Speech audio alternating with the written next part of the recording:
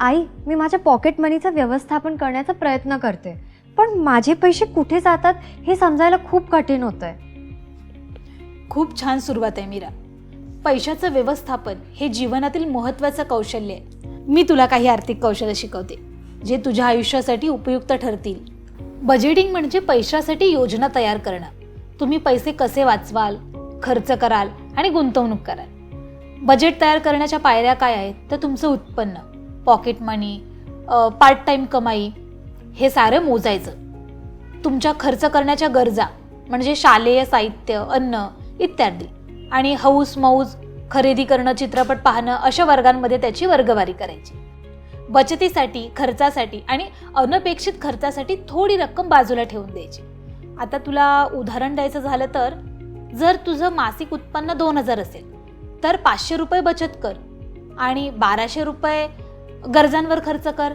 300 रुपये आनंदासाठी म्हणजे चित्रपट किंवा आउटिंगसाठी ठेवून दे. बजेटिंग म्हणजे पैशांसाठी आधीच योजना करणं. अगदी बरोबर. यामुळे तुला खर्चांवर नियंत्रण ठेवता येतं आणि आर्थिक तणाव टाळता येतो.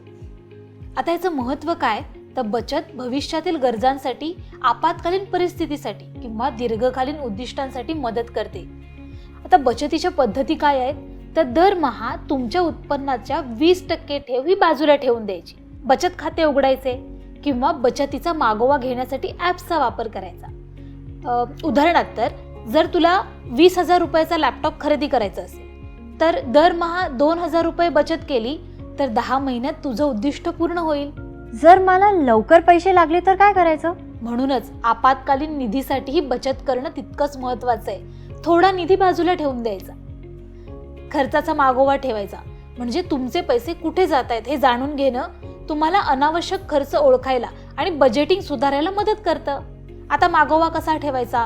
प्रत्येक खर्च वहीत, स्मार्टफोन ॲपमध्ये किंवा स्प्रेडशीटमध्ये लिहून ठेवायचा. उदाहरणार्थ जर एका महिन्यात तू 1500 स्नॅक्स आणि बाहेर जाण्यासाठी खर्च केलेस तर मागोवा ठेवल्याने तुला हा खर्च खूप जास्त आहे का ते समजेल आणि कुठे कपात करायची हे ठरवता येईल. सगळं ट्रॅक करणं वेळ खाऊ वाटतंय. सुरुवातीला थोडं अवघड वाटेल पण यामुळे तुला पैसे वाचवता येतील आणि आर्थिक नियंत्रण मिळेल. आता स्मार्ट खर्च म्हणजे काय तर शहाणपणाने खर्च करायचा. तो कसा करायचा? काहीही खरेदी करण्यापूर्वी किमतीची तुलना करायची. खरेदी करताना सवलती, कॅशबॅक आणि लॉयल्टी पॉईंट्स याचा उपयोग करायचा. म्हणजे बघ, जर तुला नवीन फोन घ्यायचा असेल तर ऑनलाईन आणि दुकानांमध्ये सौद्याची तुलना करायची आणि लगेच खरेदी करण्याऐवजी विचारपूर्वक निर्णय घ्यायचा. पण मी थांबल्यामुळे एखादी चांगली डील गेली तर? कधी कधी थांबल्याने चांगले निर्णय घेतले जातात. चांगल्या डील्स पुन्हा येतील जर ती वस्तू खरंच उपयुक्त असेल तर. बचत खाती, फिक्स्ड डिपॉझिट आणि व्याजदर याबद्दल जाणून घ्यायचं.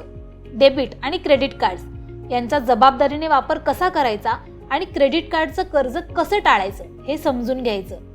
गुगल पे सारख्या ॲप्सचं सोयीस्कर पेमेंटसाठी वापर करायचा. मग तुमच्या व्यवहारांचा मागोवा ठेवायचा. मला हे आता शिकायची गरज आहे का? हो, कारण या साधनांबद्दल समजल्याने तुला भविष्यात मोठ्या आर्थिक व्यवहार हाताळायला मदत होईल. धन्यवाद आई.